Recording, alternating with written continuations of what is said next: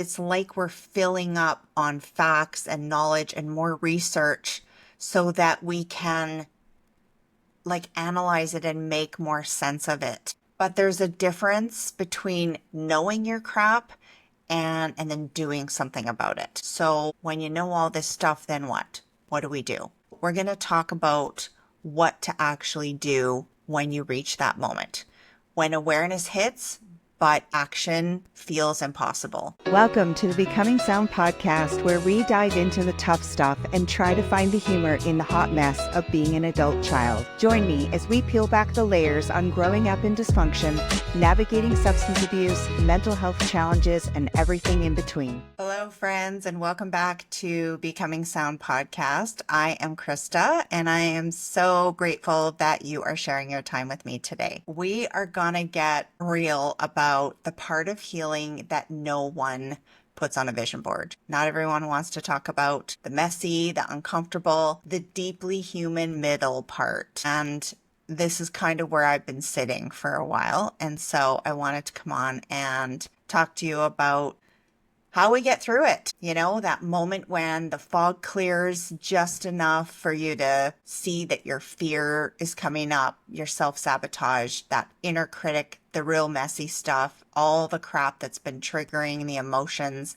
They come rising to the surface. It's not the outside stuff. It's really coming from inside. And usually that shows up as childhood wounds. It's old survival patterns. It's limiting beliefs that we're still hanging on to. It's the negative self-talk, all the stuff that you're carrying around and wearing it like a second skin. And when you're ready to face it and come to terms with it, or how you move through that, that's what we're going to address. That's what we're going to talk about. And maybe you've had that wake-up call. I've had lots of wake-up calls lately. And maybe your awareness is at an all-time high. And now you're just kind of sitting in the heaviness of it all. So acknowledgement is a huge step. And I know from experience, it's really great to be aware of all your shit, but staying in that space is what many of us do. And I've done this, reaching for more self-help books, listening to more self-help podcasts or inspirational stuff. And not that that's bad, because it's not. That's great. But it's like we're filling up on facts and knowledge and more research so that we can analyze it and make more sense of it. But there's a difference between knowing your crap and then doing something about it. So when you know all this stuff, then what? What do? We're going to talk about what to actually do when you reach that moment. When awareness hits, but action feels impossible and you don't know how to move forward from there because that space still feels somewhat safe, and your nervous system is usually screaming, run. We don't want to deal with this, but your soul is whispering stay here. This is just the beginning. Now the real work starts. So the reason I wanted to have this conversation too is because a lot of this stuff's been coming up for me. I have been doing this podcast for the last 10 months and I am absolutely loving it. And I think because of the subject matter, and the tough stuff that we talk about on here sometimes, I've had some things come up that are triggering me. So emotional stuff, some buried childhood stuff that I really wasn't aware of, worthiness, some fears, and I'd been feeling it for a few months and really putting myself in that space of doing more research and finding out more facts and learning so that my analytical brain could make sense of it. But what I really needed to do was sit in the feelings. So I decided a couple months ago that I was going to go back into therapy. I actually got a new therapist and I absolutely love her. I feel like it's a safe space for me, and I'm really comfortable. So I'm really feeling this time like I can really move stuff. And that is kind of scary, but it's also really incredible when you feel that way. And I didn't come to that all of a sudden. It's taken a while and you really have to have the willingness to do it too. So I'm going to feel super uncomfortable, but then super peaceful. And I knew I needed help too because I couldn't access the feelings and kind of peel away the layers all by myself. And I don't think we're meant to either. We really need like a sounding board or someone asking us questions. And when we want to dive into this stuff, processing it with someone who can help us manage it, that's super important. So, and it's not easy. Like, this isn't going to be easy for me. I know it's not easy for you to do this, but I really feel like I'm at a point in my journey where I really want to dive in and I really want to do more than just understand that there's stuff in there that needs work. So yeah. So let's explore what it means to sit in the discomfort, how to do it without running away or numbing, which I've done things like scrolling on social media or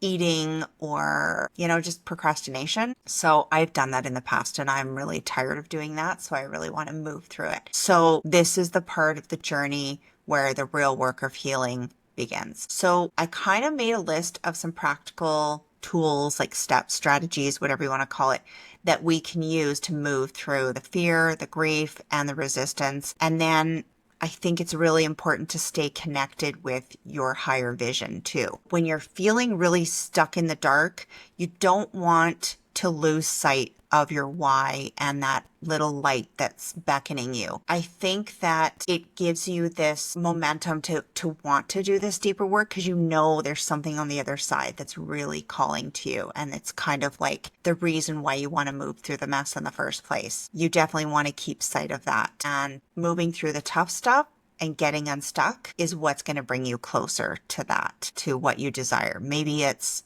bigger personal goals like better relationships or just even a better relationship with yourself, finding more love and joy in your life. Maybe it's business goals. Maybe you really want to do something, but you're holding yourself back. So this is just getting out of that place of being stuck.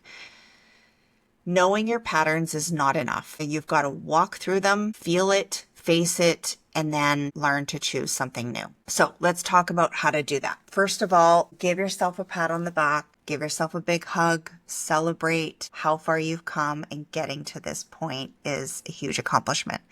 So awareness is hard because you have to kind of look at yourself as well. That's a big step. And you can't get to the deeper work and the desire to do the deeper work until you have an awareness. So be proud of yourself, but let's not stop there. I've kind of come up with 6 strategies or practices, whatever you want to call them, that help me to sit with the feelings and then work through the messy so I can create growth. Because you don't just go to your therapist and you talk about this stuff and it comes up and that's great and you learn to deal with the emotions around it. It's something that you got to practice on the regular. So doing this stuff maybe daily or, setting some time aside for yourself to really work on that stuff. It's important to do on your own too. So this is just stuff you can do on your own. So the first one is called name it to tame it. You got to label the emotion, say it out loud, write it down. This isn't really as easy as it seems because we are so used to using those the top 6 kind of emotions that we easily label, like happy, sad, angry, fear, disgust, maybe surprised. And if you really want to get curious about the range of emotions that there are, or at least words to label that, the people at the University of Berkeley have come up with 27 categories. So within those categories, there are thousands and thousands of emotional words to describe what we're feeling. It's a long list. You can Google it. I'm not going to go through that right now. But just to name a few: confusion, joy, excitement, calm, relief. You get the idea. Anyways, so really just getting curious with yourself and asking questions. We are so used to asking questions with everyone else, but we forget that we can just ask ourselves questions, just like you're asking a friend. Naming your emotional experience gives your brain a sense of safety and control so that you can understand it. So start there. And number 2 is creating a safe space for yourself. Just take a moment to breathe, literally 5 deep breaths in, hold for a count of 5, and breathe out slowly. I think one of my guests had taught me the straw breath. So that's breathing out through pursed lips. It really helps to get us out of our fight and flight, out of our survival mode. It helps to bring more of a calm emotional state to us. So breathing, it's your number one resource for sure. You can do it anywhere, anytime, and it can really change what you're going through. When you take that deep breath, just slow your system down, get quiet for a minute, and then journal whatever comes up. Doesn't have to be paragraphs. It can be like a brain dump. It can be point form, single words. Maybe it doesn't even make sense, but just get out what's in there. Taking a walk is one of my favorite go-tos for a space for myself. I love getting outside. There's something about the fresh air, about the rhythm of walking, the nature, just listening to the birds, all of that stuff that surrounds me is incredible. And it is like a soul revival when you're out there. The best one yet when you're creating space for yourself is to sit in silence. It's probably one of the hardest practices, especially if you have a system like mine where I'm wired to like go, go, go and do. And I have a hard time just being. And so if you sit in the silence, you have to also sit in the emotions that come up. But honestly, the silence will tell you the most if you're really willing to listen, to just get quiet and listen. Don't fix anything, just be a witness to it. You can journal what comes up. The next one, I think that's number 3, anchoring into the present, using grounding techniques. I love this. My favorite is sitting outside on a lawn chair in the evening, just when the sun is kind of going down, because you get that nice glow on your face and you can feel the warmth. But just, I go sit in a lawn chair, barefoot, feet in the grass, allow the healing energy from the earth to flow up into you. I absolutely love it. It also helps you sleep better. So definitely try grounding. Sometimes just walking around in the grass for 5 minutes can help. I like to sit out there for 30 minutes and really feel kind of recharged. And you can do that. You can use that as your silent space too. So, doing 2 things at once. Another one is you can use the pause and count. So the 5, 4, 3, 2, 1. So you pause, you count backwards, and then you do kind of a senses check-in. Like, what am I hearing? What am I feeling? What am I seeing? What am I touching? It really brings you into the present moment. So that is a great one. Try all of them. I would suggest just give them a try. Find whatever works best for you and go with that. So the next one is one that I am currently working on every chance I get. I have a wounded little girl inside of me that still needs and deserves my attention. And I had ignored that part of me for so long. And I think that's why stuff is coming up. And so I've been doing a lot of this work with my therapist and on my own. So talking to the younger version of you. And it doesn't have to always be maybe the littlest person. Maybe it's your teenage self. I mean, I used to have a very, very angry teenager inside of me as well. So maybe it's that version of you that just needed understanding, needed parenting, like reparenting. Maybe it needed a protector just to let them know that they're safe, just to give them a voice, a calm presence. Just ask them, like, what do you need right now? What do you need from me? And then listen without judgment. Your little version of you will speak up if you choose to tune in. And this practice can be an emotional one for sure, but just maybe it's the exact practice that you've been avoiding, like me, that you need the most.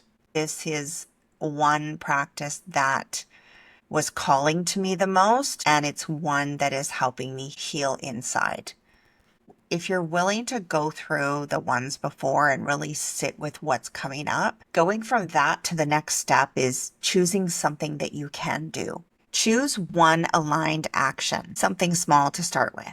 Setting a boundary, texting a friend, maybe cleaning a corner of your space, and move your body. And it doesn't have to be a full-on weightlifting exercise routine or running. Just body movement, just that action dissolves stuckness. If you're feeling like you can't move through that emotion or whatever, just get up and move your body. Sometimes it can be dancing, it can be whatever that looks like for you. Shaking it out, screaming, whatever. Sitting in the hard is a hard practice. Just remember that action dissolves stuckness. And the last one I have, which is basically rinse and repeat, which is exactly what we're going to be doing.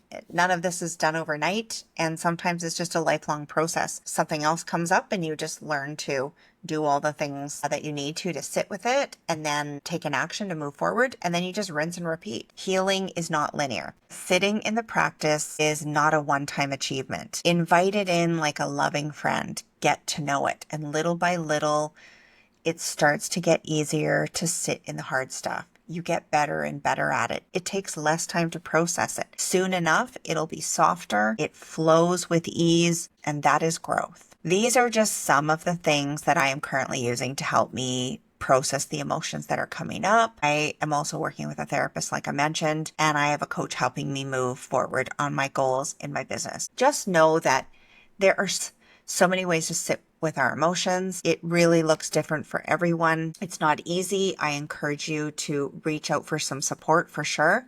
It requires having some grace and compassion with yourself. It means telling ourselves that it's okay to feel the stuff that's coming up. The world is not going to end just because we break out in a guttural, wailing cry.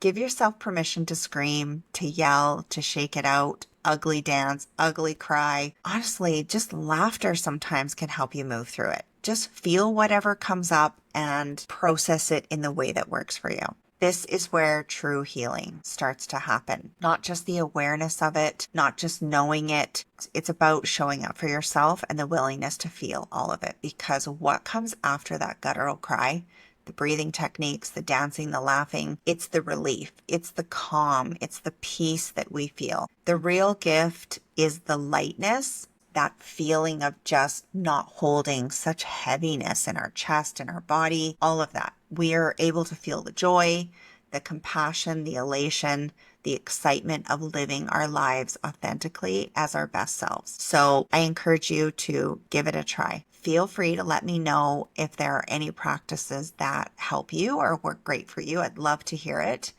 I hope you heard something in this episode that resonates with you, sticks with you, and helps you sit in the messy and move through it. Just know that you are not alone on this journey, and just talking about it helps. So thank you so much for listening to me today. And I am so grateful you joined me. Please hit the follow button, share this episode with someone who you think needs it, and follow along with me on my Instagram, my Facebook, on my YouTube channel. And yeah, feel free to give me a review or a rating. I would absolutely be so grateful. So thank you, and have a wonderful day. Thank you for joining me today on another episode of Becoming Sound. If this episode resonated with you in some way, please share it with someone you care about. And don't forget to hit the subscribe button. It helps to get this information out to more people who may need it. If you have a sec, I would love a follow on Apple Podcasts and Spotify. While you're there, hit the 5-star rating and give me a review.